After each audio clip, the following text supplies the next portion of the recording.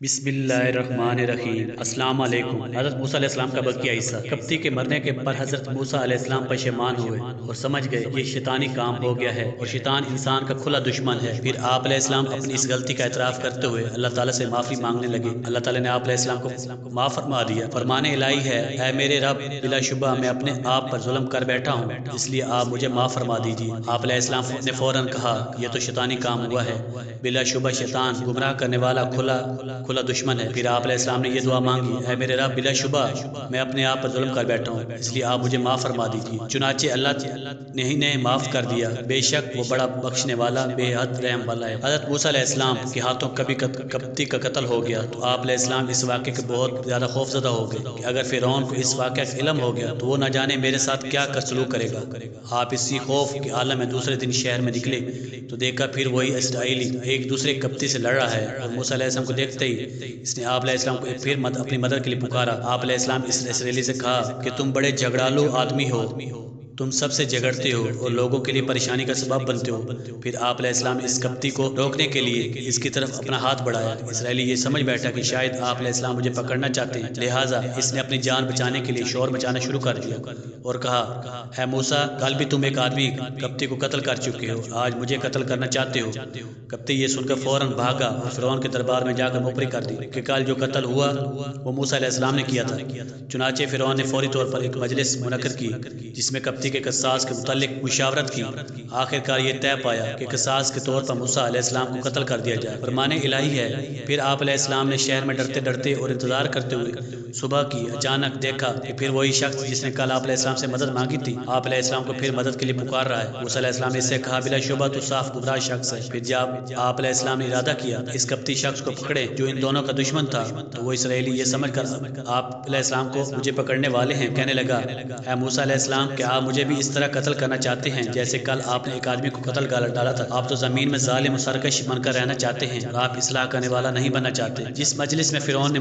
حضرت موسیٰ علیہ السلام کو بطور قصاص قتل کروانے کا فیصلہ کیا، اسی مجلس میں فرعون کی قوم ایک ایسا مرد مومن بھی موجود تھا جو اپنے ایمان کو چھپائے ہوئے تھا۔ مجلس ختم ہونے کے فوراً بعد وہ حضرت موسیٰ علیہ السلام کے پاس آیا اور آپ علیہ السلام کو ہمدردانہ مشورہ دیتے ہوئے کہا کہ فرعون کی مجلس میں تمہارے قتل کا فیصلہ ہو چکا ہے، اس لیے میرا مخلصانہ مشورہ ہے آپ فوراً اس شہر سے نکل کر کسی دوسرے شہر چلے جائیں۔ حضرت موسیٰ علیہ السلام اپنے قتل کی سازش کی اطلاع ملتے ہی چھپتے چھپاتے مصر سے مدین کی طرف نکل پڑے تاکہ کہیں فرعون آپ علیہ السلام کو قتل نہ کروا دے۔ سفر کے دوران آپ علیہ السلام اللہ تعالیٰ سے ظالموں کے ظلم سے نجات مانگتے جا رہے تھے، یہاں تک کہ آپ علیہ السلام مدین کے علاقے میں پہنچ گئے۔ حضرت موسیٰ علیہ السلام مصر سے چل کر مدین کے علاقے میں پہنچے تو دیکھا کہ ایک کنویں پر لوگ اپنے جانوروں کو پانی پلا رہے ہیں اور دو لڑکیاں اپنی بکریوں کو پانی پلانے کے بجائے انہیں دور ہٹا رہی ہیں۔ آپ علیہ السلام ہمدردی کے جذبے سے ان کے پاس گئے اور پوچھا، تمہارا کیا معاملہ ہے؟ تم اپنی بکریوں کو پانی پلانے کی بجائے دور کیوں ہٹا رہی ہو؟ انہوں نے جواب دیا، ہم کمزور ہیں اور کنویں کے پانی سے نہیں نکال سکتی، ہمارے والد بوڑھے ہیں اور ہمارا کوئی بھائی بھی نہیں ہے، اس لیے ہم ان لوگوں کے پانی پلانے کا انتظار کرتی ہیں۔ جب یہ لوگ اپنے جانوروں کو پانی پلا لیتے ہیں تو ہم بچا ہوا پانی اپنی بکریوں کو پلاتی ہیں۔ آپ علیہ السلام ان سے ہمدردی کرتے ہوئے کنویں سے پانی کھینچ کر ان کی بکریوں کو پلا دیا۔ حضرت موسیٰ علیہ السلام ان لڑکیوں کی بکریوں کو پانی پلانے کے بعد ایک سایہ دار جگہ پر بیٹھ کر یہ دعا مانگنے لگے، اے میرے پروردگار، آپ جو بھلائی بھی مجھ پر نازل فرمائیں، میں اس کا محتاج ہوں۔ حضرت موسیٰ علیہ السلام ایک سایہ دار جگہ پر بیٹھ کر اللہ تعالیٰ سے بھلائی کی دعا مانگنے لگے۔ وہ دونوں لڑکیاں خلاف عادت اپنی بکریوں کو لے کر جلدی گھر پہنچ گئیں۔ حضرت شعیب علیہ السلام نے حیرت کا اظہار کرتے ہوئے پوچھا کہ آج بکریوں کی بھی خود پیٹ بھرے ہوئے ہیں اور آپ بھی جلدی آ گئی ہیں،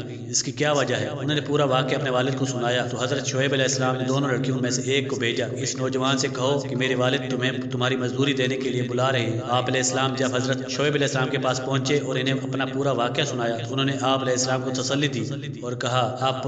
پرامن ہو جائیے، آپ ظالم قوم سے نجات پا چکے ہیں۔ پھر حضرت شعیب علیہ السلام نے آپ علیہ السلام کی شخصیت متاثر ہو کر آپ علیہ السلام کو اپنی بیٹیوں میں سے ایک کے ساتھ اس شرط پر نکاح کی پیشکش کی کہ آپ 8 سال تک میرے ہاں خدمت کریں۔ آپ علیہ السلام نے اس شرط کو قبول فرماتے ہوئے حضرت شعیب علیہ السلام کی بیٹی سے نکاح کر لیا۔ پھر ان عورتوں میں سے ایک عورت شرم و حیا سے چلتی ہوئی آپ علیہ السلام کے پاس آئی اور کہا، میرے والد آپ کو بلا رہے ہیں تاکہ آپ اس کام کی مزدوری دیں جو آپ نے اپنے ہماری بکریوں کو پانی پلایا۔ چنانچہ جب موسیٰ علیہ السلام ان شعیب علیہ السلام کے پاس پہنچے اور اپنا واقعہ سنایا تو انہوں نے کہا آپ ڈرے نہیں، آپ نے ظالم قوم سے نجات پا لی ہے۔ پھر ان دونوں عورتوں میں سے ایک کا آپ اے ابا جان آپ انہیں خادم رکھ لیجیے، یقیناً بہترین آدمی ہے، جسے آپ خادم رکھنا چاہیں وہی ہو سکتا ہے جو طاقتور اور امانت دار ہو۔ شعیب علیہ السلام نے حضرت موسیٰ علیہ السلام سے کہا میں چاہتا ہوں کہ اپنی دونوں لڑکیوں میں سے ایک کا نکاح آپ سے کر دوں، آپ 8 سال تک میرے ہاں خدمت کریں، ہاں اگر آپ 10 سال پورے کر دیں تو یہ آپ کی تعاون اور مہربانی ہوگی، میں اس معاملے میں آپ سے سختی کرنا نہیں چاہتا، انشاءاللہ آپ مجھے نیک لوگوں میں سے پائیں گے۔ موسیٰ علیہ السلام نے کہا یہ بات میرے اور آپ کے درمیان طے پا گئی ہے، میں ان دونوں مدتوں سے میں جو بھی پوری کر لوں مجھ پر کوئی زیادتی نہیں ہونی چاہیے، اور جو کچھ ہم کہہ رہے ہیں اس پر اللہ گواہ ہے۔ جب حضرت شعیب علیہ السلام کے ہاں ملازمت کرتے ہوئے 10 سال پورے ہو گئے تو حضرت موسیٰ علیہ السلام کو اپنے وطن جانے کا شوق پیدا ہوا، چنانچہ آپ علیہ السلام اپنی بیوی اور محنت مزدوری کر کے اکٹھی کی ہوئی بکریوں کے ساتھ لے کر مصر کی جانب چل دیے۔ آپ علیہ السلام جب رات کے وقت طور پہاڑ کے قریب پہنچے تو موسم سرما کی سردی اور اندھیری رات میں راستہ بھٹک گئے اور بالکل طور پہاڑ کے دامن پر پہنچ گئے۔ وہاں آپ علیہ السلام نے دیکھا کہ پہاڑ کی جانب سے روشنی آ رہی ہے۔ آپ علیہ السلام یہ سمجھے کہ شاید وہاں کوئی کچھ لوگ ہیں جنہوں نے آگ جلا رکھی ہے۔ آپ علیہ السلام اپنی بیوی سے کہا تم یہیں ٹھہرو، میں وہاں سے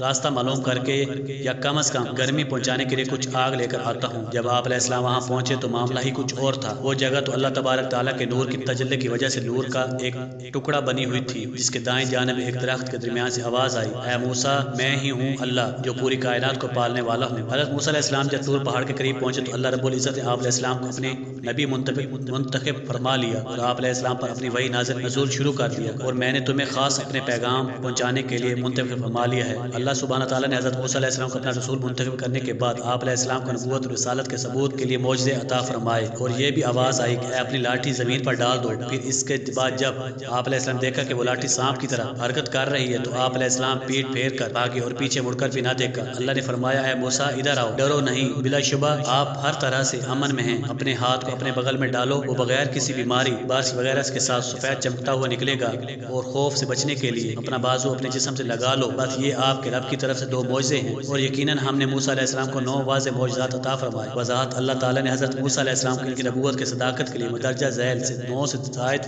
معجزات عطا فرمائے۔ عصا کا سانپ بننا، ہاتھ بغل میں لے جانے سے چمکنا، بھری مجلس میں بڑے بڑے جادوگروں کی شکست، قوم فرعون پر قحط سالی، قوم فرعون پر طوفان، قوم فرعون پر ٹڈیوں کا عذاب، قوم فرعون پر چوہوں کا عذاب، قوم فرعون پر مینڈکوں کا عذاب، قوم فرعون پر خون کا عذاب۔ ان کے علاوہ موسیٰ علیہ السلام کو اور بھی کئی معجزات دیے گئے، مثلا لاٹھی کا پتھر پر مارنا جس سے 12 چشمے جاری ہونا، بادلوں کا سایہ کرنا، من سلوہ نازل ہونا، دریا میں راستے بننا وغیرہ۔ حضرت موسیٰ علیہ السلام اور اس کی قوم کی تبلیغ کا حکم۔ ابتدا میں اللہ تعالیٰ نے موسیٰ علیہ السلام کو 2 معجزے دے کر فرعون اس کی قوم کے پاس بھیجا کہ انہیں یہ بتاؤ کہ میں اللہ تعالیٰ کا رسول ہوں اور اللہ عز و جل مجھے یہ معجزے دے کر بھیجا ہے، لہٰذا تم کفر اور سرکشی کی راہ چھوڑ کر میری بات مانو، اللہ تعالیٰ کے علاوہ اپنے خود ساختہ معبودوں کو پوجا چھوڑ دو اور میری قوم بنی اسرائیل کو بھی غلامی نکال دو۔ جب اللہ تعالیٰ نے حضرت موسیٰ علیہ السلام کو فرعون نے اس کی قوم کے پاس جانے کا حکم دیا تو آپ علیہ السلام اللہ تعالیٰ سے یہ درخواست کی کہ مجھے ڈر ہے کہ وہ مجھے اکیلا دیکھ کر فرعون مجھے قتل نہ کروا دے، اور میری زبان میں بھی لخنت ہے، بولنے میں روانی نہ ہونے کی وجہ سے میں انہیں اپنی بات سمجھا نہیں سکوں گا، اس لیے آپ میرے بھائی